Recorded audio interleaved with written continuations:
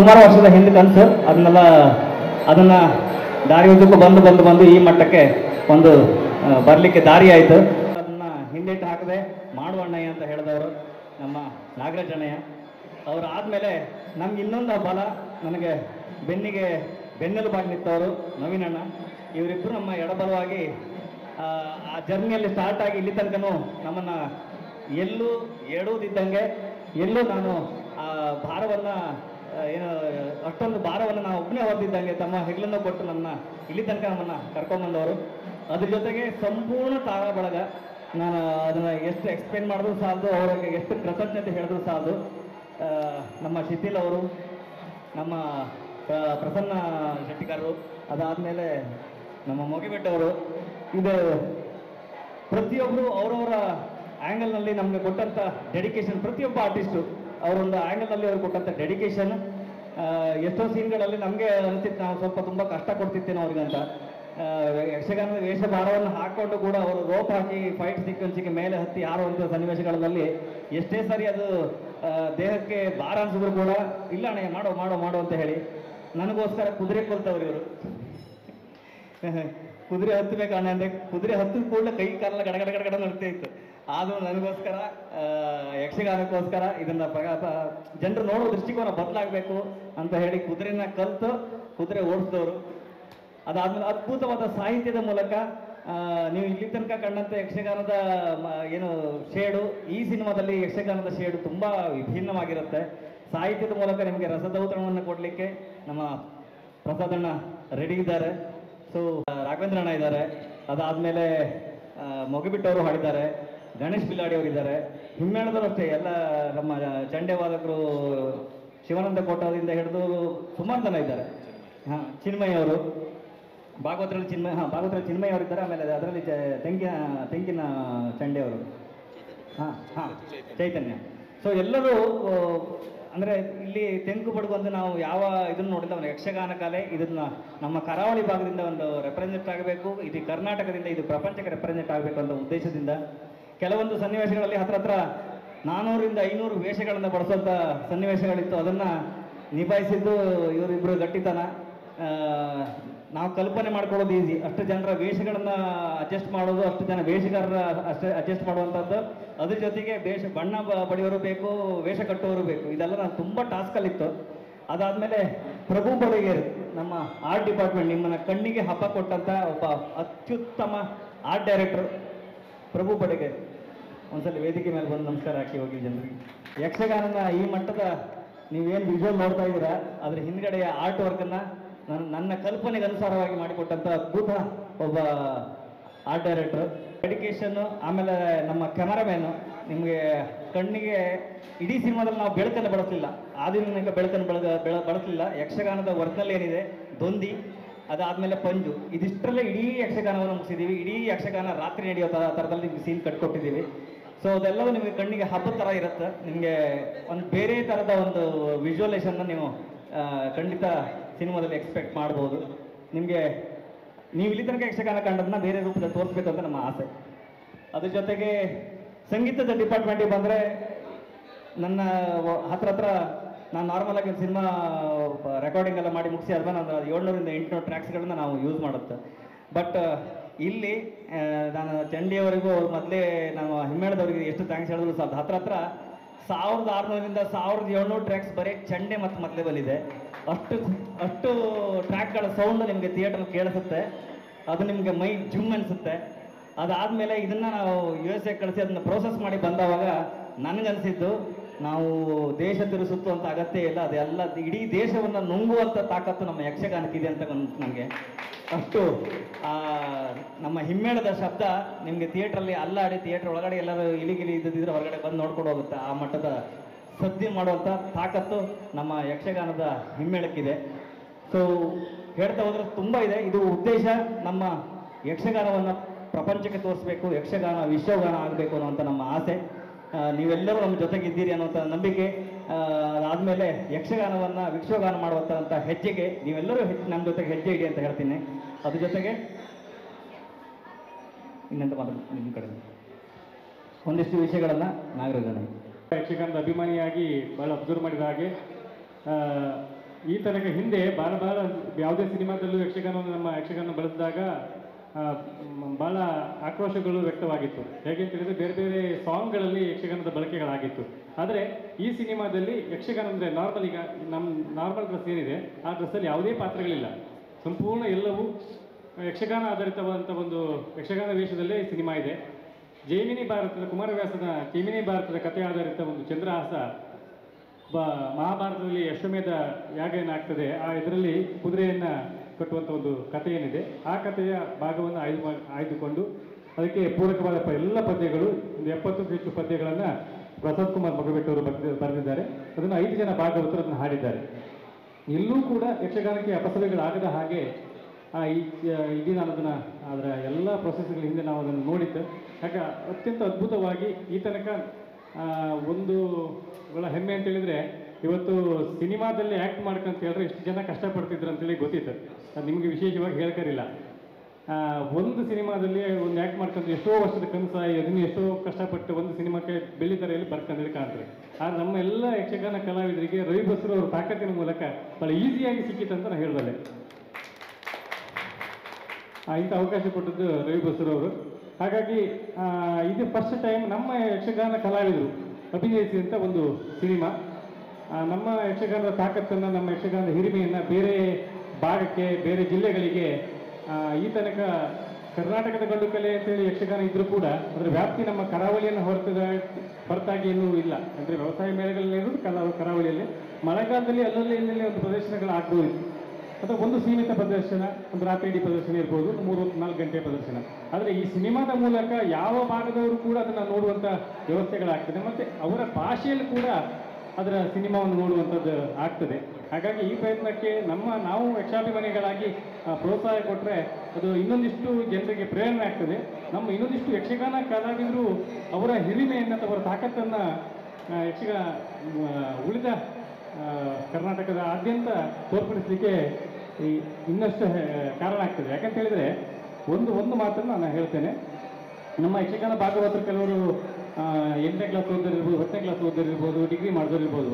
ಆದರೆ ಅವರಿಗಿರುವ ನಾಲೆಜ್ ಅಂತ ಹೇಳಿದರೆ 100 ರಾಗಗಳ ಅರಿವು ಅವರಿಗಿದೆ. ಯಕ್ಷಗಾನದಲ್ಲಿರುವ 100 ರಾಗಗಳ ಅರಿವಿದೆ, ತಾಳಗಳ ಅರಿವಿದೆ. ಮತ್ತು ನಮ್ಮ ಇಲ್ಲಿನ ಅವರು ಪ್ರಸಂಗಕರ್ತರು ಏನಿದ್ದಾರೆ ಯಕ್ಷಗಾನದವರು, ಅವರಿಗೆ ತಿಟ್ಟುಗಳು, ಮಟ್ಟುಗಳು, ವ್ಯಾಕರಣ, ಗುರು, ಲಘು, ಛಂದಸ್ಸು ಎಲ್ಲವೂ ಇದೆ. ಆದರೆ ಬೇರೆ ಕವಿಗಳಲ್ಲಿ ಹೋಲಿಸಿದ ಹಾಗೆ ನಮ್ಮ ಯಕ್ಷಗಾನ ಕವಿಗಳಿಗೆ, ನಮ್ಮ ಯಕ್ಷಗಾನದ ಭಾಗವತರಿಗೆ ಸಿಕ್ಕ ಮನ್ನಣೆಗಳು ಭಾಳ ಕಮ್ಮಿ. ಆ ನಿಟ್ಟಿನಲ್ಲಿ ಸಿಗುವಂತಾದರೆ ನಮಗೊಂದು ಯಕ್ಷಗಾನ ಪ್ರಪಂಚಕ್ಕೆ ದೊಡ್ಡ ಕೊಡುಗೆ ಆಗ್ತದೆ. ಆ ರೀತಿ ನಿಟ್ಟಿನಲ್ಲಿ ನಿಮ್ಮೆಲ್ಲರ ಸಹಕಾರ ಇರಲಿ ಅಂತ ನಾನು ಕೇಳ್ತೇನೆ. ರಂಗದಲ್ಲಿ ನಡೆಯುತ್ತಿತ್ತು. ಆ ರಂಗವನ್ನು ವಿಶ್ವರಂಗಕ್ಕೆ ಪರಿಚಯಿಸಬೇಕೆಂಬ ರವಿ ಬಸೂರವರ ಕನಸಿನೊಂದಿಗೆ ಪರಿಶ್ರಮದ ತಂಡದ ಪರಿಪರಿಯ ಶ್ರಮದ ಪ್ರತಿಫಲವೇ ಈ ವೀರಚಂದ್ರಹಾಸ. ನಾನು ಮಾಧ್ಯಮ ಮಿತ್ರರ ಸಮ್ಮುಖದಲ್ಲಿ ಒಂದೇ ಒಂದು ವಿಷಯವನ್ನು ಹಂಚಿಕೊಳ್ಳಲಿಕ್ಕೆ ಇಷ್ಟಪಡ್ತೇನೆ. ಬಹಳಷ್ಟು ಸೋಷಿಯಲ್ ಮೀಡಿಯಾದಲ್ಲಿ ಯಕ್ಷಗಾನಕ್ಕೆ ಅಪಮಾನವಾಗುವಂಥ ಸನ್ನಿವೇಶಗಳೇನಾದ್ರು ಮಾಡಿದ್ರೆ ಅನ್ನುವ ಕಳವಳ ಇದೆ. ಆ ಕಳವಳ ತಪ್ಪಂತ ನಾನು ಹೇಳೋದಿಲ್ಲ. ಯಾಕಂದರೆ ಯಕ್ಷಗಾನ ಅಭಿಮಾನಿಗಳಿಗೆ ಇರುವ ಕಳಕಳಿ ಅದು. ನಿಮ್ಮಷ್ಟೇ ಜವಾಬ್ದಾರಿ, ನಿಮ್ಮಷ್ಟೇ ಪ್ರೀತಿ ನಮಗೂ ಸಹ ಯಕ್ಷಗಾನದ ಮೇಲಿದೆ. ಈ ಯಕ್ಷಗಾನವನ್ನು ನಾವು ಶಕ್ತಿಯಿಂದ ಮಾಡಲಿಲ್ಲ, ಬಹಳ ಭಕ್ತಿಯಿಂದ ಮಾಡಿದ್ದೇವೆ. ಯಾಕಂದರೆ ಒಂದು 500-600 ಜನರಿಗೆ ವೇಷ ಹಾಕಿಸಿ ಒಂದು ಶೂಟಿಂಗ್ ಸೆಟ್ಟಲ್ಲಿ ರವಿ ಸರ್ ಅವರು ಶೂಟಿಂಗ್ ಸ್ಟಾರ್ಟ್ ಆಗಿ ಎಂಡ್ ಆಗುವವರೆಗೂ ಮೈಕ್ ಇಟ್ಕೊಂಡು ಘೋಷಣೆ ಮಾಡ್ತಿದ್ದಷ್ಟೇ, ಇದು ದೇವರ ಕೆಲಸ, ಯಾರೂ ಸಹ ಚಪ್ಪಲಿ ರಸ್ತೆ ಒಳಗಡೆ ಬನ್ನಿ, ಯಾರೂ ಚಪ್ಪಲಿ ಧರಿಸಬಾರ್ದು, ಯಾರು ಗುಡ್ಕ ತಿನ್ನಬಾರ್ದು ಅನ್ನುವ ಒಂದು ಭಕ್ತಿಯಲ್ಲಿ ಮಾಡಿದ್ರು. ಹಾಗಾಗಿ ಯಾವುದೇ ಯಕ್ಷಗಾನ ಅಭಿಮಾನಿಗಳಿಗೆ ಯಕ್ಷಗಾನಕ್ಕೆ ಅಪಮಾನ ಆಗುವಂಥ ಕೆಲಸ ಆಗ್ತಾಯಿದೆ ಅನ್ನುವಂಥ ಡೌಟ್ ಬೇಡ. ಯಾಕಂದರೆ ನಾನು ಆವಾಗಲೇ ಹೇಳ್ದಂಗೆ ಇದೊಂದು ಶಕ್ತಿಯಿಂದ ಮಾಡಿದ್ದಲ್ಲ, ನಾವು ಭಕ್ತಿಯಿಂದ ಮಾಡಿದ್ದು, ಕಷ್ಟಪಟ್ಟು ಇಷ್ಟಪಟ್ಟು ಮಾಡಿರೋದು. ಆದ್ದರಿಂದ ಎಲ್ಲರೂ ಬಂದು ಚಿತ್ರಮಂದಿರದಲ್ಲಿ ಚಿತ್ರವನ್ನು ನೋಡಿ ಯಕ್ಷಗಾನಕ್ಕೆ ಪ್ರೋತ್ಸಾಹವನ್ನು ಇಟ್ಟರೆ ಬಹುಶಃ ಸಿದ್ದರಾಮಯ್ಯ ಸರ್, CM ಸರ್ ಹತ್ರ ರವಿ ಬಸೂರು ಅವರು ಮಾತಾಡಿದಾಗ 6 ತಿಂಗಳು ಯಕ್ಷಗಾನ ಕಲಾವಿದರಿಗೆ ಕೆಲಸ ಇರೋದಿಲ್ಲ, 6 ತಿಂಗಳು ಮಾತ್ರ ಇರ್ತದೆ ಅಂತ ಹೇಳಿದ್ರೆ, ಬಹುಶಃ ಇದರ ಯಶಸ್ಸಿನ ನಂತರ ಆ ಮಳೆಗಾಲದ 6 ತಿಂಗಳಲ್ಲಿ ಒಂದಿಷ್ಟು ದೊಡ್ಡ ತಂಡವನ್ನು ಕಟ್ಟಿಕೊಂಡು, ಯಕ್ಷಗಾನ ಕಲಾವಿದರ ತಂಡವನ್ನು ಕಟ್ಟಿಕೊಂಡು 6 ತಿಂಗಳು ಚಿತ್ರರಂಗದಲ್ಲಿ ಅವರಿಗೆ ಕೆಲಸ ಸಿಗುವಂಥ ಪ್ರಯತ್ನವನ್ನು ಮಾಡುವ ಹುಮ್ಮಸ್ಸಲ್ಲೂ ಸಹ ರವಿ ಬಸೂರು ಸರ್ ಇದ್ದಾರೆ. ನಾವೆಲ್ಲ ಈ ನಿಟ್ಟಿನಲ್ಲಿ ಚಂದ್ರಹಾಸನನ್ನು ಗೆಲ್ಲಿಸಿದ್ರೆ ಬಹುಶಃ ಇದು ಇಷ್ಟೊಂದು ಒಳ್ಳೆ ಕೆಲಸಗಳಲ್ಲಿ ಆಗ್ತದೆ. ಯಕ್ಷಗಾನಕ್ಕೆ ಎಷ್ಟು ಬೆಂಬಲ ಇದೆ ಅಂತ ಹೇಳಿದರೆ ಕೇವಲ 4ರಿಂದ 5 ಜಿಲ್ಲೆ ಮಾತ್ರ ಸೀಮಿತವಾದಂಥ ಒಂದು ಕಲೆ. ಆ ಕಲೆ ಎಲ್ಲಿಗೂ ಪ್ರಚಾರ ಆದದ್ದಿಲ್ಲ ಇಲ್ಲಿವರೆಗೆ.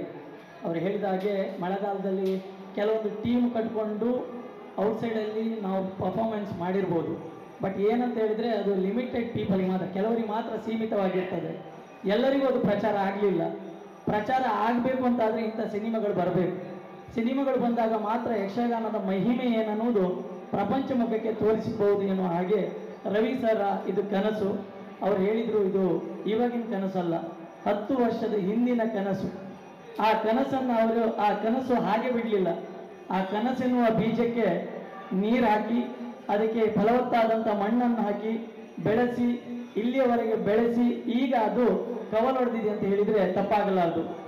ಅವರು ಮಾತ್ರ ಬೆಳೆಸಿದ ಗಿಡ ಅವರಿಗೆ ಮಾತ್ರ ಅಂತ ಸೀಮಿತ ಆಗಿ ಇಟ್ಕೊಳ್ಳಿಲ್ಲ, ಎಲ್ಲರಿಗೂ ಅದು ನೆರಳಾಗಬೇಕು ಅನ್ನೋ ಕಾರಣಕ್ಕಾಗಿ ಪ್ರತಿಯೊಬ್ಬ ಕಲಾವಿದನಿಗೂ ಇದರಲ್ಲಿ ಅವಕಾಶ ಕೊಟ್ಟಿದ್ದಾರೆ.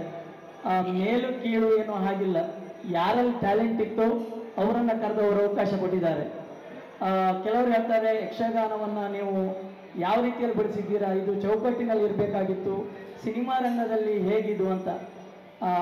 ನವೀನ್ ಶೆಟ್ರು ಹೇಳಿದಾಗೆ ಇದು ರವಿ ಸರ್ ಹೇಳಿದಾಗೆ, ರವಿ ಸರ್ ಯಾವಾಗಲೂ ಹೇಳುವುದು ಯಾರು ಚಪ್ಪಲ್ ಧರಿಸಬಾರ್ದೇನೋ ಹಾಗೆ. ಅದೇ ರೀತಿಯಲ್ಲಿ ಶೂಟಿಂಗ್ ಸ್ಟಾರ್ಟ್ ಆಗುವಾಗ ನಾವು ಯಕ್ಷಗಾನದಲ್ಲಿ ಹೇಗೆ ಗಣಪತಿ ಪೂಜೆ ಸ್ಟಾರ್ಟ್ ಮಾಡಿ ಯಕ್ಷಗಾನ ಪ್ರಾರಂಭ ಮಾಡ್ತೀವೋ ಶೂಟಿಂಗ್ ಸ್ಪಾಟಲ್ಲಿ ಅದೇ ರೀತಿಯಲ್ಲಿ ಗಣಪತಿ ಪೂಜೆ ಮಾಡಿಯೇ ನಾವು ಶೂಟಿಂಗನ್ನು ಸ್ಟಾರ್ಟ್ ಮಾಡಿದವರಿದ್ದಾರೆ. ರವಿ ಸರು ಯಕ್ಷಗಾನಕ್ಕೆ ಎಷ್ಟು ಮಹತ್ವ ಕೊಡಬೇಕು ಅಷ್ಟು ಮಹತ್ವವನ್ನು ಕೊಟ್ಟಿದ್ದಾರೆ. ಎಲ್ಲಿಯೂ ಲೋಪ ಬಾರದ ಹಾಗೆ ಈ ಸಿನಿಮಾವನ್ನು ಮಾಡಿ ಮುಗಿಸಿದ್ದಾರೆ. ಒಂದು ಆಟ ಮಾಡಬೇಕು ಅಥವಾ ಒಂದು ಯಕ್ಷಗಾನ ಮಾಡಬೇಕು ಅಂತ ಆದರೆ ಹರಕೆ ಹೊತ್ತಂಥ ಮನೆಯವರು ತುಂಬ ಕಷ್ಟಪಡ್ತಾರೆ. ಬಹಳ ದಿನದಿಂದ ಅದರ ತಯಾರಿ ಇರ್ತದೆ.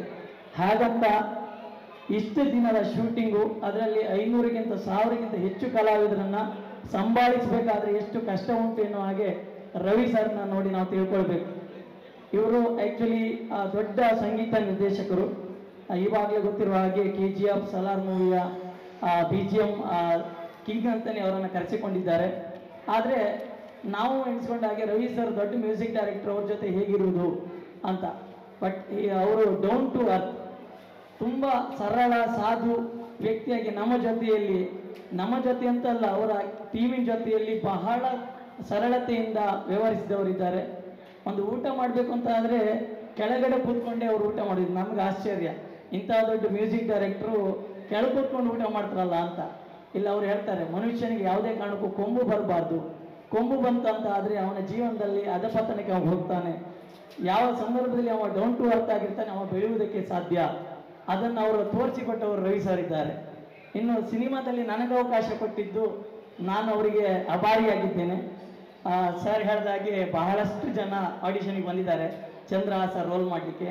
ಆದರೆ ಪೂರ್ವಜನ್ಮದ ಸುಕೃತ ಫಲವು ಎನ್ನುವ ಹಾಗೆ ನನ್ನ ಪಾಲಿಗೆ ಅದು ಸಿಕ್ಕಿದೆ. ಈ ಸಂದರ್ಭದಲ್ಲಿ ನನ್ನ ತಂದೆ ನಾನು ನೆನೆಸ್ಕೊಳ್ಬೇಕು. ಇದೇ ಯಕ್ಷಗಾನ ರಂಗದಲ್ಲಿ 49 ವರ್ಷ ಸೇವೆ ಸಲ್ಲಿಸಿದರು. ಅವರು ಮಾಡಿದ ಪುಣ್ಯದಿಂದ ಅವ್ರ ಮಗನಾಗಿ ನನ್ನ ಪಾಲಿಗೆ ಒಂದು ಅವಕಾಶ ಸಿಕ್ಕಿತು. ಬಹುಶಃ ದೇವರ ಅನುಗ್ರಹದಿಂದ ನಿಜವಾಗಿ ಅವರಿಗೆ ನಾವು ಥ್ಯಾಂಕ್ಸ್ ಹೇಳಲೇಬೇಕು. ಆಮೇಲೆ ನಾಗರಾಜ್ ಶೆಟ್ಟಿ ನಾಯ್ಕಂಬ್ಳೆ ಅವರು, ನವೀನ್ ಶೆಟ್ಟಿ ಐರ್ವೇಲ್ ಅವರು. ಯಾಕೆಂದರೆ ದುಷ್ಟ ಬುದ್ಧಿ ಪಾತ್ರವನ್ನು ಮಾಡುವವರು ಯಕ್ಷಗಾನ ರಂಗದಲ್ಲಿ ತುಂಬ ಜನ ಇದ್ದಾರೆ. ಬಹಳ ಹೆಸರು ಮಾಡಿದವರಿದ್ದಾರೆ. ಚಿಟ್ಟಾಣಿಯವರಾಗಲಿ, ಮಾಬ್ರೆಗಡೆಯವರಾಗಲಿ, ಪ್ರಸ್ತುತ ಕೊಂಡೂರುಗುಳಿಯವರು, ಯಾಜಿಯವರು, ಜಲವಳ್ಳಿಯವರು, ಅವರೆಲ್ಲ ದುಷ್ಟಬುದ್ಧಿ ಪಾತ್ರವನ್ನು ಮಾಡಿ ಪ್ರೇಮಸಾದವರು. ಆದರೆ ಅವರೆಲ್ಲ ಹಿರಿಯ ಕಲಾವಿದರು ಇರುವಾಗಲೂ ಹಿರಿಯ ಕಲಾವಿದರಾದಂಥ ನನಗೆ ವೀರಚಂದ್ರಹಾಸ ಸಿನಿಮಾದಲ್ಲಿ ಒಂದು ಅವಕಾಶ ಸಿಗ್ತದಂತಾದರೆ ನಿಜವಾಗಿಯೂ ಇದು ನನ್ನ ಭಾಗ್ಯಬಹುದು. ಒಂದು ಅದ್ಭುತವಾದಂಥ ಅನುಭವ ಕೊಟ್ಟಿದೆ ನಮಗೆ ಸಿನಿಮಾದಲ್ಲಿ. ಮೊದಲು ಸ್ವಲ್ಪ ಕಷ್ಟ ಆಗ್ತಾ ಇತ್ತು ಸಿನಿಮಾ ಅಂದರೆ. ನಮಗೆಲ್ಲ ರಂಗಸ್ಥಳಕ್ಕೆ ಹೋಗುವಾಗ ಒಂದು ಅಭ್ಯಾಸ, 12 ಗಂಟೆ ಪ್ರವೇಶ ಆದರೆ 11 ಗಂಟೆ ವೇಷ ಕೂತ್ಕೊಳ್ಳೋದು. ಅಲ್ಲಿ ಪ್ರವೇಶ ಪದ್ಯ ಸ್ಟಾರ್ಟ್ ಆಗ್ತಾ ಇದ್ದ ಹಾಗೆ ಇಲ್ಲಿ ಕೈಗೆ ಸೊಟ್ಟಕ್ಕೆಲ್ಲ ಕಟ್ಕೊಳ್ತಾ ಓಡುದು ರಂಗಸ್ಥಳಕ್ಕೆ. ಯಾಕೆಂದರೆ ಕಾದು ಅಭ್ಯಾಸ ಇಲ್ಲ. ಇಲ್ಲಿ ಬೆಳಿಗ್ಗೆ 6 ಗಂಟೆಗೆ ಸ್ಟಾರ್ಟ್ ಆದರೂ ಮಾರನೇ ದಿವಸ ಬೆಳಿಗ್ಗೆ 6 ಗಂಟೆ ಶೂಟಿಂಗ್ ಮುಗಿಯುವಾಗ ಫಸ್ಟ್ ಕಷ್ಟ ಆಯಿತು. ಆದರೆ ಆಮೇಲೆ ಇಷ್ಟಪಟ್ಟು ಮಾಡಿದ್ದು ಹಾಗೆ ಕೇಳಿದರೆ ರವಿ ಸರ್ ಅವರನ್ನು ನೋಡಿ. ಯಾಕೆಂದರೆ ಬೆಳಿಗ್ಗೆ 6 ಗಂಟೆಗೆ ಸ್ಟಾರ್ಟ್ ಆಗುವಾಗ ಯಾವ ಜೋಶಲ್ಲಿದ್ದರೋ ಮಾರನೇ ದಿವಸ ಬೆಳಿಗ್ಗೆ 6 ಗಂಟೆಗೆ ಶೂಟಿಂಗ್ ಮುಗಿಯುವಾಗ ಅದೇ ಉತ್ಸಾಹದಲ್ಲಿದ್ದರು ಅವರು. ಅದ್ಭುತ ಅನಿಸ್ತು. ಅವರು ಯಕ್ಷಗಾನಕ್ಕಾಗಿ ಒಂದು ಸಿನಿಮಾವನ್ನು ಮಾಡಲಿಕ್ಕಾಗಿ ಇಷ್ಟೆಲ್ಲ ಹೋರಾಟ ಕೊಡ್ತಾ ಇದ್ದಾರೆ. ಅವ್ರಿಗೆ ನಾವು ಸಪೋರ್ಟ್ ಆಗಿ ನಿಲ್ಲಬೇಕು, ಈ ಸಿನಿಮಾವನ್ನು ನಾವು ಗೆಲ್ಲಿಸಬೇಕು ಅಂತ. ಅವರ ಬಳಗುವಷ್ಟು ಅವರ ಸಪೋರ್ಟ್ ಎಲ್ಲ ನೋಡಿದರೆ ಬಹಳ ಅದ್ಭುತವಾದದ್ದು.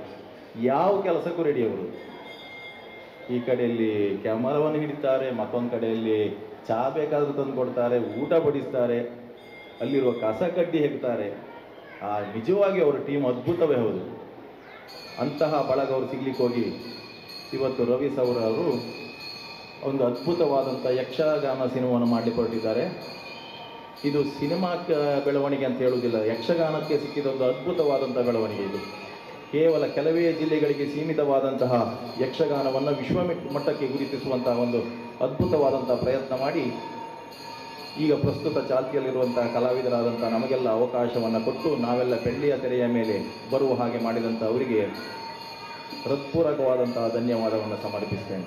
ಅಂತಹ ಒಂದು ಅದ್ಭುತವಾದಂಥ ಅಸಾಧಾರಣವಾದಂಥ ಅನೂಹ್ಯವಾದಂಥ ಪ್ರಯತ್ನ ನಮ್ಮ ರವಿ ಸರ್ ಅವರು ಮಾಡಿದ್ದಾರೆ. ನಮ್ಮ ಕುಂದಾಪುರ ಕರಾವಳಿಯ ಹೆಮ್ಮೆ. ನಾನು ಅವರಿಗೆ ಪ್ರೀತಿಯ ಅಭಿಮಾನ ಗೌರವದಿಂದ ನಾನು ಹೇಳೋದು ಸಂಗೀತ ಲೋಕದ ಪುರುಷ ಸರಸ್ವತಿ ಅಂತ. ನಿಜಕ್ಕೂ ಬೇರೆ ಯಾವ ನಿರ್ದೇಶಕರಿಂದಲೂ ಕಲ್ಪನೆಗೂ ಸಾಧ್ಯ ಇಲ್ಲ ಇಂಥ ಒಂದು ಸಿನಿಮಾನ ಮಾಡುವುದು. ಯಾಕೆಂದರೆ ಯಕ್ಷಗಾನವನ್ನು ಆಧರಿಸಿ ರಜತ ಪರದೆಯಲ್ಲಿ ಇಂತಹ ಒಂದು ಸಿನಿಮಾ ಮಾಡಬೇಕಿದ್ರೆ ಯಕ್ಷಗಾನದ ಹೃದಯ ಇದ್ದಂಥ ಒಬ್ಬ ಕಲಾ ನಿರ್ದೇಶಕರೇ ಆಗಬೇಕು. ಅದು ನಮ್ಮ ರವಿ ಬಸೂರ್ ಸರ್ ಅವರಿಂದ ಸಾಧ್ಯ ಆಗಿದೆ. ಯಾಕೆಂದರೆ ಅವರ ನೆಲೆ ಕರಾವಳಿ ಕುಂದಾಪುರ ಆದ್ದರಿಂದ ಅವರು ಯಕ್ಷಗಾನದ ಸಂಪೂರ್ಣದ ಚಿತ್ರಣವನ್ನು ಮೂಲ ಚೂಲಗಳನ್ನು ಬಲ್ಲವರಾದ್ದರಿಂದ ಈ ಚಿತ್ರವನ್ನು ಬಹಳ ಯಶಸ್ವಿಯಾಗಿ ಚಿತ್ರಕೃಷಿ ಮಾಡುವುದಕ್ಕೆ ಅವರಿಂದ ಸಾಧ್ಯ ಆಗಿದೆ. ನಿಜಕ್ಕೂ ಯಕ್ಷಗಾನ ಕಲಾವಿದರಾದಂಥ ನಮ್ಮ ಸೌಭಾಗ್ಯ ಇದೆ. ಅಲ್ಲದಿದ್ದರೆ ಯಕ್ಷಗಾನ ಸುದೀರ್ಘವಾದ ಪರಂಪರೆಯಲ್ಲಿ ಪ್ರಾಚೀನ ಸಮೃದ್ಧಿಯನ್ನು ಪಡೆದುಕೊಂಡಂತಹ ಒಂದು ಆರಾಧನಾ ಕಲೆ, ಪ್ರಾಚೀನ ಕಲೆ.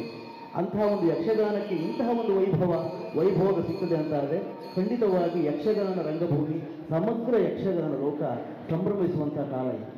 ಹಾಗಾಗಿ ರವಿ ಸರ್ ಅವರನ್ನು ಎಷ್ಟು ನಾವು ಕೊಂಡಾಡಿದ್ದು ಸಾಲದು. ಯಾಕೆಂದರೆ ಯಕ್ಷಗಾನದವರೇ ಮಾಡಬೇಕಿತ್ತು.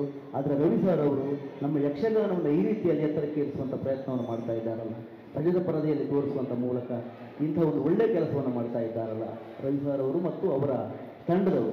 ವೈಯಕ್ತಿಕವಾಗಿ ನಾನು ರವಿ ಸರ್ ಅವರಿಗೆ ಜೀವಮಾನ ಪೂರ್ತಿ ಋಣಿಯಾಗಿದ್ದೇನೆ. ಅಲ್ಲದೆ ನನಗೆ ಇಂಥ ಒಂದು ಸದಾವಕಾಶವನ್ನು ಕಲ್ಪಿಸಿಕೊಟ್ಟವರು ಐರುಬೈಲ್ ರೇಣುಶೆಟ್ಟರು ಮತ್ತು ನಾಗಶೆಟ್ಟಿ ನಾಯ್ಕಮ್ಮನವರು. ಅಲ್ಲದಿದ್ದರೆ ರವಿ ಸರ್ ಅವರಂಥ ಶ್ರೇಷ್ಠ ಸಂಗೀತ ನಿರ್ದೇಶಕರ ಸಾಮೀಪ್ಯವನ್ನು ನಾವು ಹೊಂದುವುದಕ್ಕೆ ಸಾಧ್ಯವೇ ಆಗ್ತಿರಲಿಲ್ಲ. ಯಕ್ಷಗಾನದಲ್ಲಿ ನಮಗೆ ಪ್ರತಿಭೆ ಇರ್ಬೋದು, ಆದರೆ ಪ್ರತಿಭೆಯನ್ನು ಗುರುತಿಸೋಬೇಕಾಗ್ತದೆ.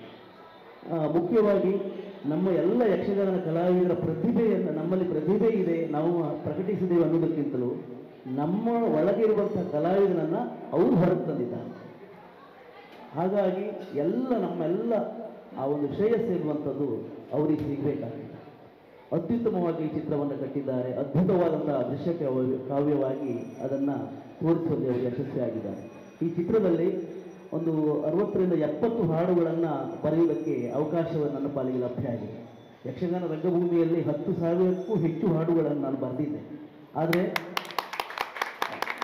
ಈ ಚಿತ್ರದ ಮೂಲಕ ಯಕ್ಷಗಾನದ ಪದ್ಯವನ್ನು ವಿಶಿಷ್ಟವಾಗಿ ತೋರಿಸುವುದಕ್ಕೆ ನನಗೆ ಅವಕಾಶ ಸಿಕ್ಕಿದ್ದಲ್ಲ, ಅದು ಬಹುಶಃ ನನ್ನ ಬಹುಜನ್ಮಗಳ ಪುಣ್ಯಫಲ ಅಂತ ಹೇಳಿದರೆ ತಪ್ಪಾಗಲಿಕ್ಕಿಲ್ಲ.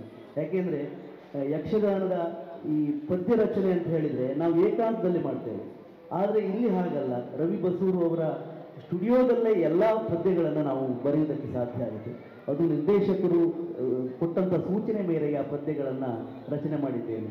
ಇದು ನಿಜಕ್ಕೂ ನನ್ನ ಜೀವಮಾನದಲ್ಲಿ ಮರೆಯುವುದಕ್ಕೆ ಸಾಧ್ಯವೇ ಇಲ್ಲ. ಯಾಕೆಂದರೆ ನಾನು ಈ ಹಿಂದೆ ರಚನೆ ಮಾಡಿದಂಥ ಎಲ್ಲ ಪದ್ಯಗಳು ನನ್ನ ಏಕಾಂತದಲ್ಲಿ ಒಂದು ಕವಿ ಸಮಯ ಅಂತ ಇರ್ತದೆ, ಆ ಸಮಯದಲ್ಲಿ ಕಟ್ಟಿದಂಥ ಎಲ್ಲ ಹಾಡುಗಳು ಸುಮಾರು 30ರಿಂದ 40 ಪ್ರಸಂಗಗಳಿರುವಂಥ ಹಾಡುಗಳು.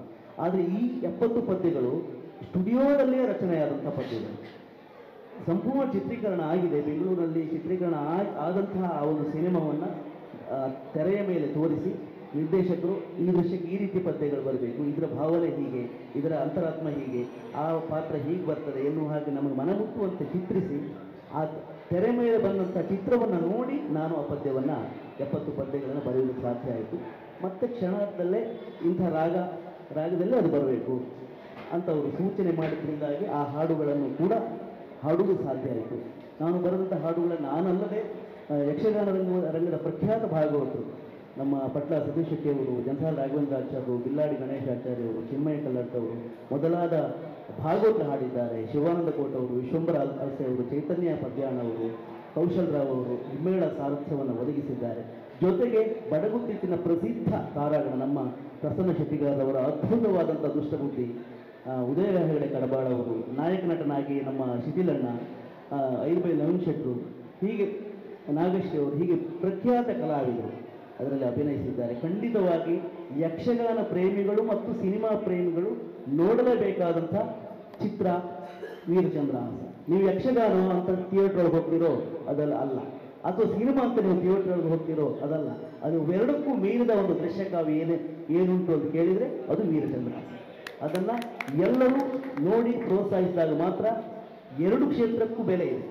ಒಂದು ಸಿನಿಮಾ ಕ್ಷೇತ್ರಕ್ಕೂ ಹೊಸ ಮನ್ವಂತರ, ಯಕ್ಷಗಾನ ಕ್ಷೇತ್ರಕ್ಕೂ ಹೊಸ ಹೆಬ್ಬ ಆಗಿದೆ ಇದರಿಂದ. ಆದ್ದರಿಂದ ಎರಡೂ ಕ್ಷೇತ್ರಗಳು ಏಕಕಾಲದಲ್ಲಿ ಬೆಳಿಬೇಕಾದ್ರೆ ವೀರಚಂದ್ರಹಾಸವನ್ನು 100ಕ್ಕಿಂತ ಹೆಚ್ಚು ದಿವಸಗಳಲ್ಲಿ ನೀವು ಪ್ರಚುರಪಡಿಸಬೇಕು. ಅದು ವಿಶ್ವದ ರಂಗಭೂಮಿಯಲ್ಲಿ ರಂಗಸ್ಥಳದಲ್ಲಿ ರಾರಾಜಿಸಬೇಕು ಅಂತ ಈ ಮೂಲಕ ಆಶಿಸ್ತಾ ನನಗೊಂದು ಅವಕಾಶ ಕೊಟ್ಟಂತಹ ಸಂಗೀತ ಸಾಮ್ರಾಟ ರವಿ ಬಸು ಸರ್ ಅವರಿಗೂ ಮತ್ತು ಅವರ ಎಲ್ಲ ತಂಡದ ಪ್ರಮುಖರಿಗೆ ವಂದಿಸಿ, ಪತ್ರಕರ್ತ ಮಿತ್ರರೆಲ್ಲರಿಗೂ ಮತ್ತೊಮ್ಮೆ ವಂದಿಸಿ ವಿರಮಿಸ್ತೇನೆ. ನಮಸ್ಕಾರ. ಸುಂದರ ಇತಿಹಾಸ ನವ್ಯ ಸೊಬಗಿನಲ್ಲಿ ಕಣ್ಣಿಗೆ ಕಾಣುವ ವೀರಚಂದ್ರಹಾಸ. ಇದು ನಾವು ಆಲ್ರೆಡಿ ಗಿನ್ನಿಸಿಗೆ ಅಪ್ಲೈ ಕೊಟ್ಟಿದ್ದೇವೆ. ಒಂದು ಸಿನಿಮಾದಲ್ಲಿ ಇಷ್ಟೊಂದು ಹಾಡನ್ನ ಇದುವರೆಗೂ ಯಾವ ಸಿನಿಮಾಗಳಲ್ಲೂ ಬಳಸಲಿಲ್ಲ. ಅದ್ರ ಜೊತೆಗೆ 32 ರಾಗಗಳನ್ನು ಬಳಸಿದ್ದಾರೆ. ಇದನ್ನು ಇದುವರೆಗೂ ಯಾವ ಸಿನಿಮಾಗಳಲ್ಲೂ ಬಳಸಿಲ್ಲ. ಈ ಥರದ ಎಷ್ಟೋ ಇನ್ನು ಗಿನ್ನಿಸಿಗೆ ಹಾಕುವಂಥ ಟಾಪಿಕ್ಗಳು ನಮ್ಮ ವೀರಚಂದ್ರಹಾಸಲ್ಲಿ ಇದೆ. ಅದೆಲ್ಲದೂ ಇನ್ನು ಪೇಪರ್ ವರ್ಕ್ ನಡೀತಾ ಇದೆ. ಖಂಡಿತವಾಗಲೂ ಇದು ವಿಶ್ವ ಮಟ್ಟದಲ್ಲಿ ಮನ್ನಣೆಯನ್ನು ಪಡಿತದೆ, ಅದ್ರ ಜೊತೆಗೆ ಗುರುತಿಸಪಡ್ತದೆ ಅಂತ ಈ ಮೂಲಕ ಹೇಳಲಿಕ್ಕೆ ಇಷ್ಟಪಡ್ತೆ. ಏನಾದ್ರು ಕೇಳೋದಿದೆ? ಯಕ್ಷಗಾನದಲ್ಲಿ ಇದನ್ನು ಮಾಡಿದರೆ ಸಂಗೊಳ್ಳಿ ರಾಯಣ್ಣ ಅಂತ ಸಿನಿಮಾಗಳೆಲ್ಲ ಬಂದಿದೆ. ಆ ಮಾದರಿಯ ಸಿನಿಮಾ ಅಂದರೆ ಒಂದು ಸ್ಪಷ್ಟನೆ ಬೇಕಾಗಿದೆ. ಖಂಡಿತ ನೀವು ಈಗ ಎರಡನೇ ಹೇಳೋದು ಕರೆಕ್ಟ್ ಇದೆ. ಐತಿಹಾಸಿಕ ರೂಪ, ಬಟ್ ಯಕ್ಷ ಪ್ರಪಂಚ ಅಂತ ನಾನು ಹೇಳೋಕ್ಕೆ ಇಷ್ಟಪಡ್ತೆ. ಇದು ಐತಿಹಾಸಿಕ ರೂಪದಲ್ಲಿ ನಿಮ್ಗೆ ಒಂದು ಹಂತಕ್ಕೆ ಒಂದು ಬೇರೆ ಥರ ಕಾಣಿಸುತ್ತೆ. ಬಟ್ ಇದೊಂಥರ ಯಕ್ಷ ಪ್ರಪಂಚ.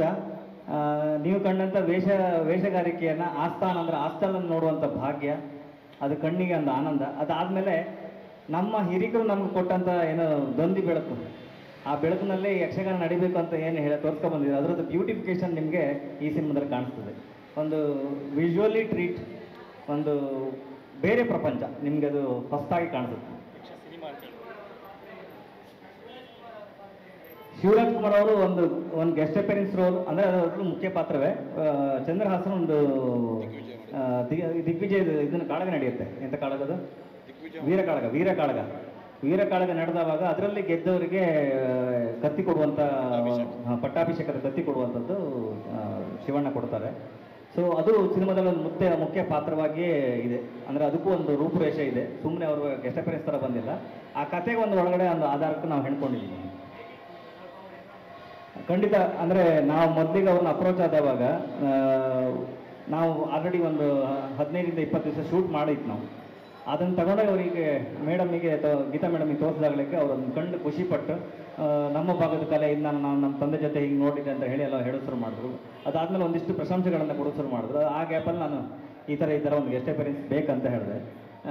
ಯಾವ ಉದ್ದೇಶಕ್ಕೆ ಮಾಡಬೇಕು ಅನ್ನೋ ಥರದಲ್ಲಿ ಒಂದು ಪಾಯಿಂಟ್ ಬಂತು. ಅದಾವಾಗ ನಾನು ಈ ಕಲೆಯನ್ನು ನಾನು ಹೊರಗಡೆ ಪ್ರೆಸೆಂಟ್ ಮಾಡಬೇಕಂತ ಹೇಳಿದ್ರೆ ಒಂದು ನನಗೆ ನೋಟೆಡ್ ಫೇಸ್ ಬೇಕು. ನಾನು ಮಾರ್ಕೆಟಿಗೆ ಹೋದವಾಗ ನಾನು ಪ್ರಚಾರ ಮಾಡೋದಕ್ಕೆ ಒಂದು ಗಟ್ಟಿ ಮನಸ್ಸು ಬೇಕು, ನನಗೆ ಹೆಗಲಾಗಬೇಕು ಅಂತ ಒಂದು ವ್ಯಕ್ತಿ ಬೇಕಂತ ಹೇಳಿದವಾಗ ಖಂಡಿತ ಅದನ್ನು ಒಪ್ಪಿ ಅವ್ರು ಹೇಳಿದಂಥ ಡೇಟಿಗೆ ಅವ್ರು ಬಂದು ಸಿನಿಮಾನ ಮುಗಿಸಿಕೊಟ್ರು.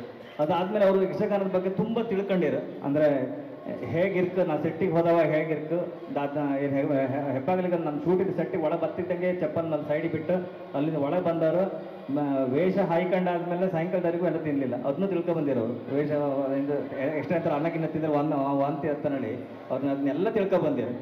ಅದಾದಮೇಲೆ ಆ ಶೈಲಿನ ಅವರು ನನ್ನ ಲೆಕ್ಕದಲ್ಲಿ ಯೂಟ್ಯೂಬಲ್ಲಿ ಒಂದಿಷ್ಟೆಲ್ಲ ಕಂಡಿರೋ ಅನ್ಸುತ್ತೆ, ಹ್ಯಾಂಗೆ ಮಾತಾಡ್ತಾರೆ ನೋಡಿ. ಸೊ ಅದನ್ನೆಲ್ಲನೂ ಟ್ರೈನ್ ಮಾಡ್ಕೊಬಂದಿರು. ಅದೇ ಸರ್ ಟ್ರೀಟ್ಮೆಂಟ್ ಮುಗ್ದಿತ್ತು. 2 ದಿವಸ ಮೊದಲು ಅವ್ರದ್ದು ಟ್ರೀಟ್ಮೆಂಟ್ ಅದು ಆಯಿತು. ಆ ಟ್ರೀಟ್ಮೆಂಟಲ್ಲೂ ಅವ್ರು ಬಂದು ಕೊಟ್ಟು ಮಾತಿನಂತೆ ನಮಗೆ ಸಿನಿಮಾಕ್ಕೆ ಬಂದು ಶೂಟ್ ಮುಗಿಸಿ ಕೊಟ್ಟಿರು. ಇದು ನನ್ನ ಮೇಲಿನ ಅವ್ರ ಗೌರವ ಇನ್ನೂ ಹೆಚ್ಚು ಹಬ್ಬಕ್ಕೊಂದು ದಾರಿ ಮಾಡಿಕೊಡ್ತು. ಅವ್ರ ಮೇಲೆ ನನಗೆ ಅಂದರೆ ನಾನೊಂದು ಹೆಜ್ಜೆ ಇಟ್ಟಿದ್ದಕ್ಕೆ ಈ ಥರದ ಸಪೋರ್ಟನ್ನು ಕೊಡೋದು, ನಾನು ಬಾಕಿ ಯಾವ ಸಿನಿಮಾಗಳಿಗೂ ಅವ್ರ ಹತ್ರ ಹೋಗಿ ಕೇಳಲಿಲ್ಲ. ಇದು ನನ್ನ ಸಿನಿಮಾ ಅನ್ನೋಕ್ಕಿಂತ ನನ್ನ ಜೀವನದಲ್ಲಿ ನನಗೆ ಸಿಕ್ಕುವಂಥ ಅವಕಾಶ. ಈ ಅವಕಾಶನ ಒಳ್ಳೆ ರೀತಿ ಜನರಿಗೆ ತಲುಪಿಸ್ಕೊಳ್ಳಿ. ಅವ್ರಿಗೆ ಅದೆಲ್ಲ ಹೆಜ್ಜೆಯಲ್ಲೂ ಅವ್ರು ನಮಗೆ ಸಾಥ್ ಕೊಟ್ಟರು. ಹೌದು, ಆ್ಯಕ್ಚುಲಿ ಅವ್ರಿಗೋಸ್ಕರ ಸ್ಪೆಷಲ್ ವೇಷ ಮಾಡಿಸಿದ್ದೀರ ಮಾಡಿಸಿದ್ದ ಆ ಹೊಸ ಡ್ರೆಸ್ಸನ್ನು ನಾವು ಮಾಡಿಸಿದ್ದೆ. ಅದು ಕರೆಕ್ಟಾಗಿ ಅದು ನೀವು ಆ ವೇಷ ಕಾಣಿ, ಅಂದರೆ ಆ ಗತ್ತುಗಿತ್ತೆಲ್ಲದು ಅವರ ವೇಷದಲ್ಲಿ ಅಷ್ಟು ಸೂಪರಾಗಿ ಬಂದಿತ್ತು. ಅದಾದಮೇಲೆ ಆ ಪರ್ಫಾರ್ಮೆನ್ಸು ಅಷ್ಟು ಚೆಂದ ಮಾಡಿಕೊಟ್ಟೆ. ಚಂದನ್ ಶೆಟ್ಟಿ ಮತ್ತು ನನ್ನ ಆತ್ಮೀಯರು, ನಾವು ಇಂಡಸ್ಟ್ರಿ ಬಂಧಗಳಿಗೆ ಜೊತೆಗೆ ಇದ್ದ, ನಾವು ಕರ್ತವ್ಯ ದಿನಗಳನ್ನು ಜೊತೆಗೆ ಕಂಡವರು. ಹಾಗಾಗಿ ನನ್ನ ಆ್ಯಸ್ ಎ ಸ್ನೇಹಿತನಾಗಿ ಒಂದು ಈ ಥರ ಒಂದು ಸಿನಿಮಾದ ಕೊನೆಯಲ್ಲಿ ಒಂದು ಗೆಸ್ಟ್ ಅಪಿಯರೆನ್ಸ್ ಪಾತ್ರ ಬೇಕು ನನಗಿತ್ತು. ಅಂದರೆ ಕತೆಗೆ ಅನುಗುಣವಾಗಿ ಒಂದಿಷ್ಟು ಪಾತ್ರ ಬೇಕಿತ್ತು. ಆ ಪಾತ್ರದಲ್ಲಿ ಚಂದನ್ ಶೆಟ್ಟಿ ಆಗಿರಲಿ, ಗರುಡರಾಮ ಅವರಾಗಿರಲಿ, ಕತೆಗೆ ಒಂದು ಪೂರಕವಾಗುವಂಥ ಪಾತ್ರಗಳನ್ನು ಇವರು ಪುನೀತ್ ರುದ್ರನಾಗು, ಆಮೇಲೆ ಪ್ರಣವ್ ಸೂರ್ಯ ಅಂತ, ಇವರು 4 ಜನ ಒಳ್ಳೆ ಆರ್ಟಿಸ್ಟ್ಗಳು. ನೀವು KGF BGF ನೋಡಿದ್ರೆ ಅಷ್ಟು ಜನರನ್ನ ಟ್ರೈನ್ ಮಾಡಿದಂಥ ಆ್ಯಕ್ಟರ್ಗಳು. ಸೊ ಅವರ ಅಭಿನಯ ನಿಮಗೆ ಎಂಡಲ್ಲಿ ನೋಡಿದ್ರೆ ಗೊತ್ತಾಗುತ್ತೆ. ಸೊ ಇದೆಲ್ಲ ಒಂದು ಕ್ಯಾಮಿಯೋ ಥರ ನಮ್ಗೊಂದು ಸಪೋರ್ಟಿಗೆ ಬೇಕು, ಒಂದು ಅದ್ಭುತ ಪಾತ್ರಗಳು ಬೇಕಂತ ಹೇಳಿ ನಾವು ಮಾಡ್ಕೊಂಡಿದ್ವಿ. ಸಿನಿಮಾದಲ್ಲಿ ಯಕ್ಷಗಾನ ಪಾತ್ರಧಾರಿಗಳು ಯಕ್ಷಗಾನ ಪಾತ್ರಧಾರಿಗಳು ಬಿಟ್ಟು ಮತ್ತೆ ಯಾರೂ ಮಾಡಲಿಲ್ಲ. ಮುಖ್ಯ ಕಥೆಯಲ್ಲಿ ಯಾರೆಲ್ಲ ಬರ್ತಾರೋ ಅವರೆಲ್ಲರೂ ನಮ್ಮ ಯಕ್ಷಗಾನದಲ್ಲಿ ಇಷ್ಟು ವರ್ಷದ ಸೇವೆ ಸಲ್ಲಿಸಿ ಅದನ್ನು ಅವ್ರು ಮಾಡಲಿಕ್ಕೆ ಸಾಧ್ಯವೇ ಇಲ್ಲ. ಅದಾದಮೇಲೆ ಅವರೆಲ್ಲ ಗೆಸ್ಟ್ ಅಪಿಯರೆನ್ಸ್ ತರ್ತಾ ಬಂದಿದ್ದು.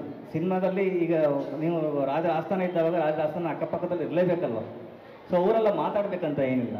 ಸೊ ಹಾಗಾಗಿ ಈ ಸಿನಿಮಾಕ್ಕೆ ಸಪೋರ್ಟಿವ್ ಆಗಿ ಏನು ಮಾಡಬೇಕು ಅಂದರೆ ಅವರೊಂದು ಕಾಮನ್ ಡ್ರೆಸ್ ಹಾಕೊಂಡು ಬಂದಿಲ್ಲ, ಯಕ್ಷಗಾನ ವೇಷಧಾರಿಯಲ್ಲೇ ಬಂದಿದ್ದಾರೆ. ಅಲ್ಲಿ ನೀವು ಮಾತಾಡಿದ ಅಪವಸ್ಯ ಆದರೆ ನೀವು ಹೇಳ್ದಂಗೆ ಹೋಗ್ತೇನೆ. ಸೊ ಇಲ್ಲಿ ಕತೆ ಬಿಟ್ಟು ನಾವು ಹೊರಗಡೆ ಹೋಗಿಲ್ಲ. ಕತೆ ಹೇಳುವವರು ಯಾರು? ಮುಖ್ಯ ವೇಷಧಾರಿಗಳು. ಅವ್ರನ್ನ ಬಿಟ್ಟು ಮತ್ತೆ ಯಾರು ಏನು ಕತೆ ಹೇಳುವಂಥ ಇದೇ ಇಲ್ಲ, ಸನ್ನಿವೇಶವೇ ಇಲ್ಲ. ಹೇಗೆ ಹೇಳಲಿಕ್ಕೆ ಸಾಧ್ಯ ಇದೆ? ಒಂದು ಕಲ್ಪನೆ. ಒಬ್ಬ ರಾಜ ಅನ್ನೋದನ್ನು ಅವನು ಯುದ್ಧ ಮಾಡಿರ್ತಾನೆ. ಅವನು ವೀರ ಅಲ್ಲ ಅಂತ ನಾವು ಇನ್ನೊಂದು ಆ್ಯಂಗಲ್ ಇರೋದು, ಅವನು ಒಪ್ಪದವ್ರು ಮಾತ್ರ ಹೇಳ್ಬೋದು. ಬಿಟ್ಟರೆ ಹಾಂ, ಕರೆಕ್ಟ್ ಇದೆ, ನಿಮ್ಮ ಪ್ರಶ್ನೆ ಕರೆಕ್ಟ್ ಇದೆ. ನಾನು ಬೇರೆ ಕಡೆ ಅಬ್ಸರ್ವ್ ಮಾಡಿದೆ ಅದನ್ನು. ಸ್ಟಾರ್ಟಿಂಗ್ ನಾವು ಅದನ್ನು ಪೋಸ್ಟರ್ ಬಿಟ್ಟಾಗ ಈ ರೀತಿಯ ಪ್ರಶ್ನೆಗಳು ಬಂದಿತ್ತು. ಅದು ಭಕ್ತ ಚಂದ್ರಹಾಸ ಅಂತೇಳಿ ಇರುವಂಥ ಪ್ರಶ್ನೆಗಳು ಸತ್ಯ. ಅದು ಯಕ್ಷಗಾನದಲ್ಲಿ ಕತೆ ಅನೇಕರಿಗೆ ಕೇಳಿದಾಗ ಯಾವುದೋ ಕಾಲ್ಪನಿಕ ಕತೆ ಅಂತಲೇ ಎಣಿಸ್ಕೊಂಡಿದ್ರು ಎಲ್ಲರೂ ಕೂಡ. ಈ ವಿಷಯ ಕಲ್ಯಾಣ, ಚಂದ್ರಹಾಸ ಚರಿತ್ರೆ ಅನ್ನೋದು ಈ ಮಹಾಭಾರತದ ಅಶ್ವಮೇಧ ಭಾಗದ ಕತೆ ಅಂತೇಳಿ ಅನೇಕರಿಗೆ ಗೊತ್ತಿಲ್ಲ. ಅದರಲ್ಲಿ ಅಶ್ವಮೇಧದಲ್ಲಿ ಕೃಷ್ಣ ಅರ್ಜುನರು ಏನು ಅಶ್ವಮೇಧ ಯುದ್ಧ ಇದೆ, ಅದರಲ್ಲಿ ಕೂಡ ಚಂದ್ರಹಾಸ ಭಾಗವಹಿಸಿದ್ದಾನೆ, ಅವನ ಮಗ ಮಕರಾಕ್ಷ ಅದರ ಕುದುರೆಯನ್ನು ಕಟ್ಟಿದ್ದಾನೆ ಅನ್ನುವಂಥ ಕತೆ ಅನೇಕರಿಗೆ ಗೊತ್ತಿಲ್ಲ. ಅನೇಕರು ಯಾವುದೋ ಒಂದು ಭಾಗದ ಹೀಗೆ ಕಾಲ್ಪನಿಕ ಕಥೆಯಾಗಿ ಬಳಸ್ಕೊಂಡಿದ್ದೇವೆ ಯಕ್ಷಗಾನದಲ್ಲಿ ಅಂತ ಮಾತ್ರ ಎಣಿಸ್ಕೊಂಡಿದ್ದಾರೆ. ಅಂದರೆ ಜೈಮಿನಿ ಭಾರತದ ಚಂದ್ರಹಾಸ ಕಥೆ ಏನಿದೆ ಅದು ಶುದ್ಧ ಪುರಾಣದ ಕತೆ. ಅವನ ಭಕ್ತಿಯ ಭಾಗವನ್ನು ಮಾತ್ರ ಯಕ್ಷಗಾನದಲ್ಲಿ ಬಳಸ್ಕೊಂಡಿದ್ದಾರೆ, ಆದರೆ ವೀರತೆಯ ಭಾಗವನ್ನು ಇನ್ನೂ ಹಾಗೆ ಬಳಸ್ಕೊಂಡಿದ್ದಾರೆ. ಅದನ್ನು ಕರೆಕ್ಟ್ ಇದೆ ನಿಮ್ಮ ಪ್ರಶ್ನೆ. ಅದಕ್ಕಿಂತ ಹಿಂದೆ ನೀವು ಹೇಳಿದ್ರಿ ಶಿವರಾಜ್ ಕುಮಾರ್ ಅವರು ಭಾಗವಹಿಸಿದ್ದಕ್ಕೆ, ಮತ್ತು ಹಿಂದೆ ಉಮೇಶ್ವರು ಮತ್ತೆ ಬಂದಾಗ ಅವರ ಸ್ಪೆಸಿಫಿಕ್ ನೇಮ್ಗಳನ್ನು ತೆಗೆದುಕೊಳ್ಳುವುದಿಲ್ಲ. ಆದರೆ ಅದರ ಹಿಂದೆಯೂ ಕೂಡ ಯಕ್ಷಗಾನ ರಂಗಸ್ಥಳಕ್ಕೆ ಬೇರೆ ಸಿನಿಮಾ ನಟರು ಬಂದವರಿದ್ದಾರೆ. ಸಿನಿಮಾ ಕಥೆಗಳು ಯಕ್ಷಗಾನಕ್ಕೆ ಬಂದಿದೆ. ದಿಸ್ ಫಸ್ಟ್ ಟೈಮ್ ಯಕ್ಷಗಾನದ ಕಥೆಯೊಂದು ಸಿನಿಮಾಕ್ಕೆ ಹೋಗ್ತಾ ಇದೆ. ಇದು ನಾವೊಂದು ಬಹಳ ಹೆಮ್ಮೆಯಿಂದ ಹೇಳಬೇಕಾದ ವಿಚಾರ ಅಂತ ಅನ್ಕೊಳ್ತೇವೆ. ಮತ್ತೆ ಯಾವುದೇ ಇದ್ರೂ ಕೂಡ ಅಪಸವ್ಯಗಳಾಗಲಿಲ್ಲ ಇಲ್ಲಿ. ಅವರು ಬಂದಿದ್ದರಿಂದ ಅವರು ರಂಗಸ್ಥಳಕ್ಕೆ ಬರೋದು ಅದು ಆಕ್ಷೇಪ, ನಿಜವಾಗ್ಲೂ ಕೆಲವು ಸಲ ಆಕ್ಷೇಪ ಬರ್ತದೆ ರಂಗಸ್ಥಳಕ್ಕೆ ಬಂದಾಗ. ಇದರಲ್ಲಿ ಯಾವುದೇ ಅಪಸವ್ಯಗಳು ಅಥವಾ ಯಾವುದೇ ಅಪಪುಂಷಗಳು ರೀತಿಯಲ್ಲಿ ಯಾವುದೂ ತೋರ್ಪಡಿಕೆಯಾಗಲಿ ಅವ್ರು ಬಂದಾಗ. ಮತ್ತೆ ನಮ್ದೊಂದು ಆಶಯ ಅಂತ ಹೇಳಿದ್ರೆ, ನಮ್ಮೆಲ್ಲ ಯಕ್ಷಗಾನ ಕಲಾವಿದರಲ್ಲಿ ಸಿನಿಮಾದಲ್ಲಿ ಅಥವಾ ಈ ಸಿನಿಮಾದಲ್ಲಿ ಇದ್ದಾರೆ, ಇವರ ಒಂದು ರೀಚ್ ಆಗಬೇಕಾದ್ರೆ ಒಂದು ಬ್ರ್ಯಾಂಡ್ ನೇಮ್ಗಳು ಒಂದಿಷ್ಟು ಬೇಕಾಗ್ತದೆ. ನಾವು ಈ ಯಾವಾಗ ಒಂದು ಹೆಸರು ಕೇಳಿದ್ರಿ, ಯಕ್ಷಗಾನ ಅಂತ ಹೇಳೋದು, ಸಿನಿಮಾ ಅಂತ ಹೇಳೋದು, ಇದನ್ನು ಯಕ್ಷ ಸಿನಿಮಾ ಅಂತ ಹೇಳಿದ್ರೆ ಸಿನಿಮಾ ಪ್ರಪಂಚಕ್ಕೆ ರೀಚ್ ಆಗಬೇಕಾದ್ರೆ ಸಿನಿಮಾದ ಒಂದಿಷ್ಟು ಇದನ್ನ ಹೆಸರನ್ನ ನಾವು ಅದಕ್ಕೆ ಅವರಿಗೆ ರೀಚ್ ಆಗ ನಮ್ಮ ಯಕ್ಷಗಾನ ಕಲಾವಿದರನ್ನ ರೀಚ್ ಮಾಡಲಿಕ್ಕೆ. ಸಿನಿಮಾಕ್ಕೆ ವೀರಚಂದ್ರಹಾಸ ಎನ್ನುವಂಥ ಒಂದು ಹೆಸರನ್ನು ಕೊಟ್ಟಿದ್ದಾರೆ ನಿರ್ದೇಶಕರು. ನಿಜಕ್ಕೂ ನಮ್ಮ ನಿರ್ದೇಶಕರು ಹೇಳಿದ ಹಾಗೆ ಪ್ರತಿಯೊಬ್ಬ ಕ್ಷತ್ರಿಯನು ವೀರನಾಗಿ ಇರ್ತಾನೆ. ಅದರಿಂದ ಆ ಹೆಸರೇ ಶೀರ್ಷಿಕೆ ಕೊಟ್ಟು ಖಂಡಿತ ತಪ್ಪಾಗಲಿಕ್ಕಿಲ್ಲ. ಮತ್ತು ಈ ಚಂದ್ರಹಾಸ ಚರಿತ್ರೆಯನ್ನು ನಾವು ನೋಡಿದರೆ ಅಲ್ಲಿ ಅವನ ಭಕ್ತಿ ಪ್ರಧಾನವಾದಂಥ ಹೆಚ್ಚು ಅಂಶಗಳು ನಮ್ಮ ಇಡೀ ಪ್ರಸಂಗದಲ್ಲಿ ಕಾಣುವುದಿಲ್ಲ. ಕೊನೆಯಲ್ಲಿ ದೇವಿಯನ್ನು ಒಲಿಸುವಂಥ ಸಂದರ್ಭದಲ್ಲಿ ಮತ್ತು ಏಕಾದಶಿ ವ್ರತದ ಮಹಿಮೆಯನ್ನು ಬಿಟ್ಟರೆ ಸಂಪೂರ್ಣವಾಗಿ ಆ ಭಕ್ತಿಯಲ್ಲೇ ಹೋಗುವಂತಹ ಈ ಭಕ್ತ ಸಿರಿಯಾಳ ಮೊದಲಾದಂಥ ಆ ರೀತಿಯ ಒಂದು ರೋಲಾಗಿ ಕಾಣುವುದಿಲ್ಲ. ಹಾಗಾಗಿ ವೀರಚಂದ್ರಹಾಸ ಎನ್ನುವಂಥ ಹೆಸರಿಗೆ ತಕ್ಕಂತೆ ಆ ಪಾತ್ರವನ್ನು ಮೇಲೆತ್ತುವಂಥ ಪ್ರಯತ್ನ ಮಾಡಿದ್ದಾರೆ. ಹಾಗೆ ನೋಡಿದರೆ ನಮ್ಮ ಯಕ್ಷಗಾನದಲ್ಲಿ ಹೆಸರು ಬದಲಾವಣೆಗಳು ತುಂಬ ಆಗಿದೆ. ಶಿವಪಂಚಾಕ್ಷರಿ ಮಹಿಮೆ ಶ್ವೇತಕುಮಾರ ಚರಿತ್ರೆ ಅಂತ ಹೇಳ್ತೇವೆ. ಸುಧನ್ವ ಕಾಳಗಕ್ಕೆ ಇನ್ನೊಂದು ಹೆಸರು ಹೇಳ್ತೇವೆ. ಚಂದ್ರಹಾಸಕ್ಕೆ ಮಹಾಮಂತ್ರಿ ದುಷ್ಟಬುದ್ಧಿ ಅಂತ ಹೇಳ್ತೇವೆ, ವಿಷಯ ಕಲ್ಯಾಣ ಅಂತ ಹೇಳ್ತೇವೆ. ಈಗ ಬೇರೆ ಬೇರೆ ಹೆಸರನ್ನಿಟ್ಟು ನಾವು ಕರಿತೇವೆ. ಹಾಗಾಗಿ ಸಿನಿಮಾದಲ್ಲಿ ಅದನ್ನು ಕಲಾತ್ಮಕವಾಗಿ ಮತ್ತು ವಾಣಿಜ್ಯಾತ್ಮಕವಾಗಿಯೂ ತೋರಿಸುವುದಕ್ಕಾಗಿ ಈ ರೀತಿಯ ಒಂದು ಹೆಸರನ್ನು ಪೂರಕವಾಗಿ ಇರಿಸಿದೆ. ಟು ಬಿ ಫ್ರ್ಯಾಂಕ್, ನೀವು ಇವರೆಲ್ಲ ಹೇಳಿದ್ಮೇಲೆ ಗೊತ್ತು ನನಗೆ ತೆಂಕು ಬಡುಗು ಈ ಥರ ಡಿವೈಡ್ ಇದೆ ಅಂತ. ನನಗೂ ಕಂಡಿದ್ದು ಯಕ್ಷಗಾನ ಒಂದೇ. ತೆಂಕು ಬಡುಗು ಬಡ ಬಡುಗು ಈ ಥರ ಡಿಫ್ರೆಂಟ್ ಇದೆ ಅಂತ ಹೇಳಿ ನನಗೆ ಗೊತ್ತಾಯ್ತು. ನಾನು ಅಂದರೆ ಸಿನಿಮಾ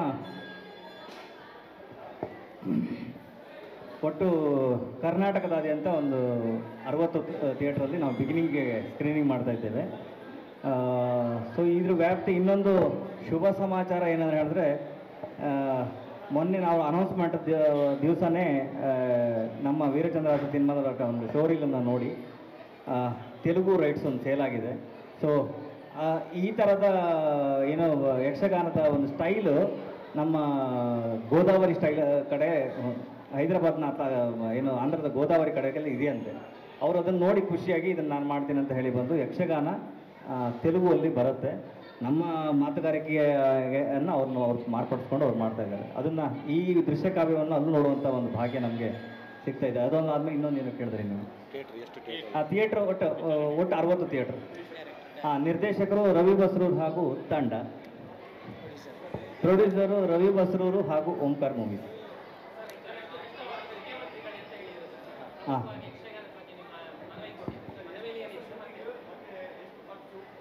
ಟೋಟಲ್ 35 ದಿವಸ ಶೂಟ್ ಮಾಡಿದ್ದೇವೆ. ಹತ್ರ 6ರಿಂದ 9 ತನಕ ನಾವು ಇನ್ನೂ ಕೌಂಟ್ ಮಾಡಲಿಲ್ಲ.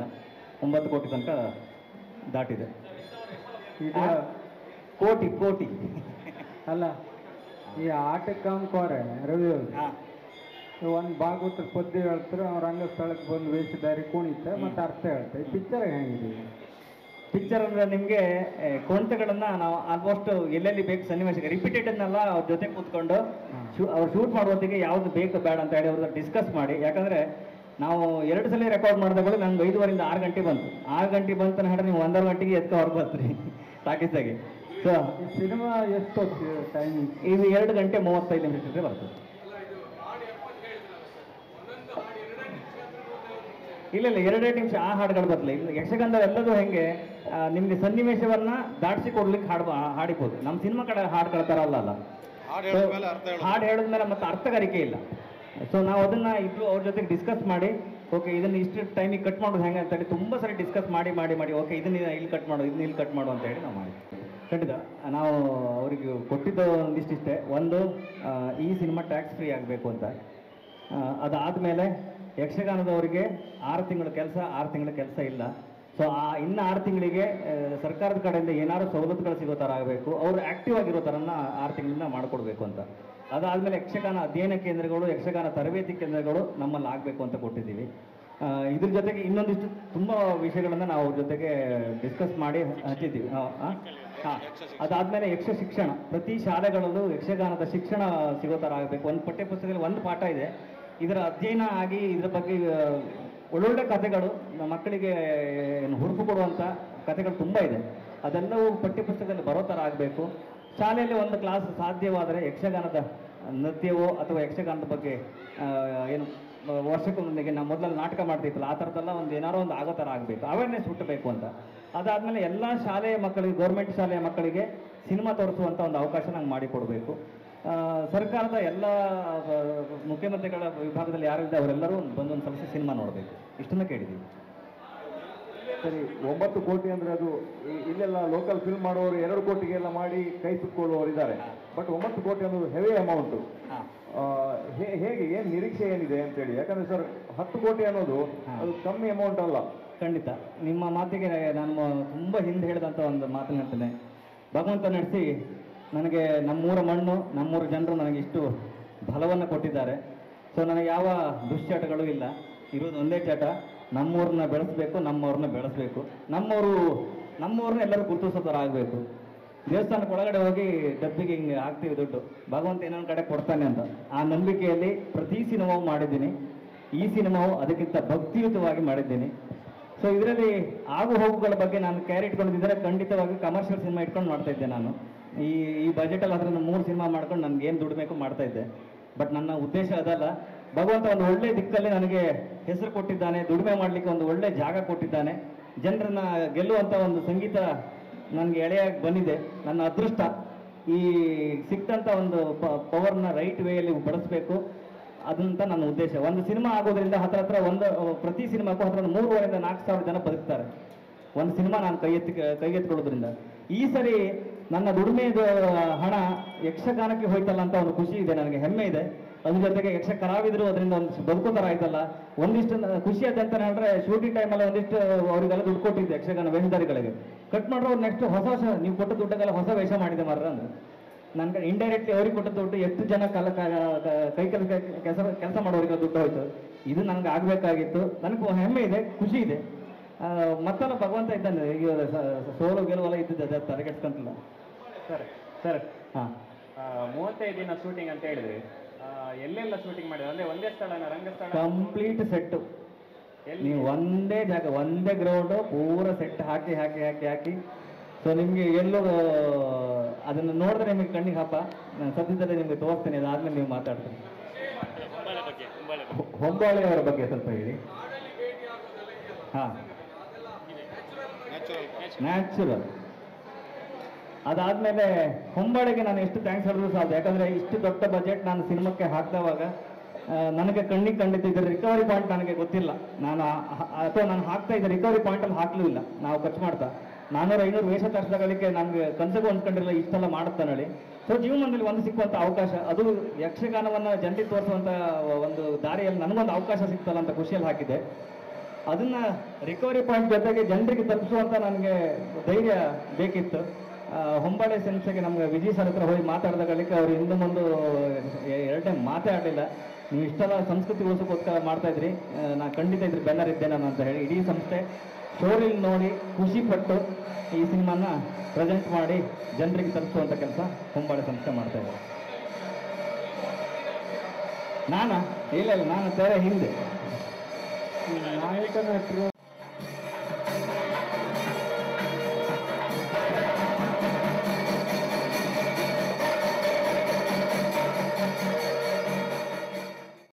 ಇದು ಯಶಸ್ಸಾಗಲಿ. ಖಂಡಿತ ಎಲ್ಲ ವಿಭಾಗದವನ್ನು ಸೇರಿಸ್ಕೊಂಡು ಇನ್ನೊಂದು ಯಕ್ಷಗಾನವನ್ನು ಖಂಡಿತ ಮಾಡುವ. ಅದನ್ನೆಲ್ಲರೂ ನಾವು ಕಣ್ತುಂಬಿಸ್ಕೊಳ್ಳುವ, ಅವ್ರನ್ನೂ ಹಾಕೋದು. ನಿರೀಕ್ಷೆ ಒಂದು ಹೊಸ ಪ್ರಪಂಚವನ್ನು ಜನರ ಮುಂದೆ ಇಡ್ತಾ ಇದ್ದಾನೆ. ಜನರು ಅದನ್ನು ನೋಡಿ ಹರಿಸ್ಬೇಕು, ಅಷ್ಟೇ ನಿರೀಕ್ಷೆ. ಒಂದು ಆಟ ಕಂಡಿರಲ್ಲ ಇದೀಗ, ದೊಡ್ಡ ಆಟ ಎಲ್ಲ ಸೇರಿ ಕಾಣಿ.